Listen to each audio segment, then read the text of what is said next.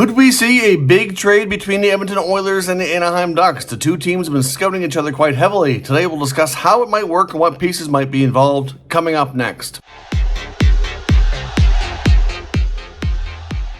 So welcome back to another video here at Top Shelf Hockey. As I mentioned, we have a trade rumor I want to take a look at here today between the Oilers and the Anaheim Ducks. Now, today's my last day of vacation. This will be the last video you see from the road from Animal Kingdom Lodge here at Walt Disney World Resort in Orlando. So I'll be heading home. So this will be the last post until tomorrow sometime once we have time to get settled and get back to the old recording ways at home. So this rumor essentially has been linking these two teams for some time. We know that the Ducks and the Oilers have been following each other around. There have been a lot of scouts at each of their games from each club.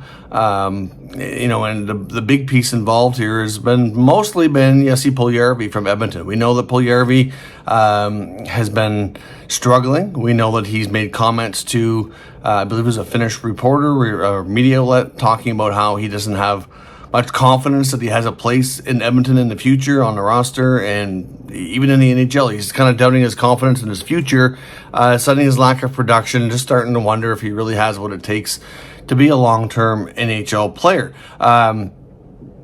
We know that the production, I can understand why he might feel that way, because it's certainly having a hard time. But is he, maybe a fresh start, new scenery, new teammates, new line mates, might make a difference. The Oilers and his representatives had discussions before the season started, talking about the fact that if things weren't going well, that they promised they would do their best to try to move him along and get him a fresh start. And that's certainly where things are heading. I mean, Elliotte Friedman's talked numerous times on his recent podcasts and, on the Jeff Merrick show, talking about how this is definitely going to be his last year in Edmonton. There's just, it's not a fit for either side anymore. Whether he be traded or not, he's likely moving on in some capacity here in the near future. But the team like Anaheim is a team that could take a chance on this player. They also have some interesting players that they would likely want to move themselves.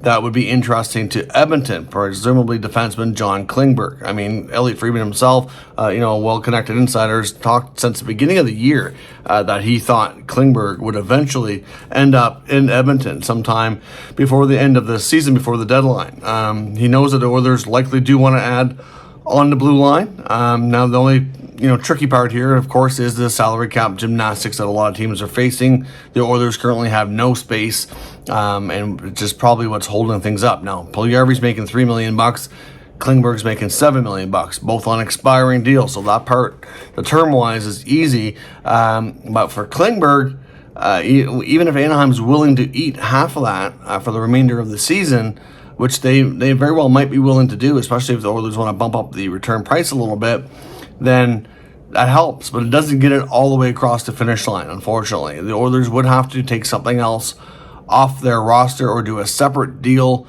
to create a little bit of extra space. I don't know if a player like Warren Foegele would be involved, or maybe like a Devin Shore. I don't know. Something else would have to come off the roster. Actually, Shore might not even get it done either. It would have to be basic. Well, I guess they'd be both $500,000 short, because if the Anaheim Ducks eat half of Klingberg's salary, that knocks it down to $3.5 million. Puljujarvi's making $3 million, so there's $500,000 gap. So really, any contract, because obviously all contracts are more than that, coming off would be sufficient. I mean, there's been a lot of talk about Foegele too, maybe not being the greatest fit there, and kind of struggled since he's come over from Carolina as well. So, conceivably could be the other piece involved, or maybe it's Puljujarvi and a pick. Maybe they do a separate transaction somewhere else. But these two teams, like I said, they've been scouting each other heavily, and apparently at a recent game, Holland and Verbeek have been even spotted having conversations. So we know that they've talked, and there's no secret. I mean, from NHL reporters, but to actually see these in-person conversations taking place makes you wonder exactly what's being discussed. But it makes a ton of sense that the Oilers want a blue liner.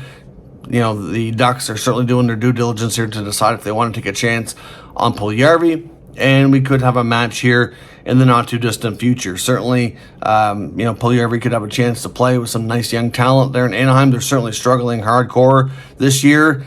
Picked up their second regulation win, I believe, against Montreal yesterday. So that's, we're quite a ways into the season to only have your second regulation win. But obviously, Trevor Zegras, Troy Terry, Mason McTavish, there's lots to like about the future in Anaheim. It's going to take some time to get there, and they're going to need some more high picks in order to kind of restock the cupboards to make sure this team is in a good position to move forward and be competitive in a few years' time. And maybe Puljujarvi fits in, maybe he doesn't. But at the same time, we know that Klingberg is probably not staying in Anaheim long term anyway. I think they signed him to that deal with the full intent of helping them for a little while and then moving him for an asset. They saw a chance to grab a free agent that they can turn into something else later. And whether or not that's Puljujarvi and a pick or Puljujarvi and something else, totally makes sense, I think, for Anaheim, and it makes sense for Edmonton too. So we'll see if these two teams continue to have discussions, but I wouldn't be shocked in the least here if we do see a deal consumed between these two clubs in the near future. Now, there was also a small trade as well involving a couple of minor league players that took place late last night. The deal went down between the Dallas Stars and the Buffalo Sabres, with the Buffalo Sabres acquiring defenseman Joseph Ciccone, and going to Dallas is minor leaguer Oskari Laaksonen. So nothing too major there, but a minor league swap between the Sabres and the Stars. Late last night, I know we've been wanting a trade, and when I seen there was a trade coming, I was kind of hoping there's something a little bit more to it than that, but certainly just a minor league deal. Nothing to really get overly excited about. So certainly let me know your thoughts on the Anaheim Oilers trade rumor that's been going on here. Like I said, lots of conversation. Doesn't mean it's always going to materialize into a deal, but the fact that they're having as many conversations as they are seems like they're both motivated to get it done, which means they'll keep working at it, hopefully, until something actually works out for both sides. So let me know your thoughts on that potential deal, as well as what else we should expect here coming in the near future. So again, this will be my last video here from Orlando and Disney, and we'll be back here late this evening. I'll be back home, so you'll see back to normal regular videos starting sometime tomorrow. So of course, if you're new to the channel, make sure you subscribe, stick around. We'll keep you up to date with all the latest news, rumors, and analysis of all 32 NHL teams. Thank you for watching, and I'll catch you next time.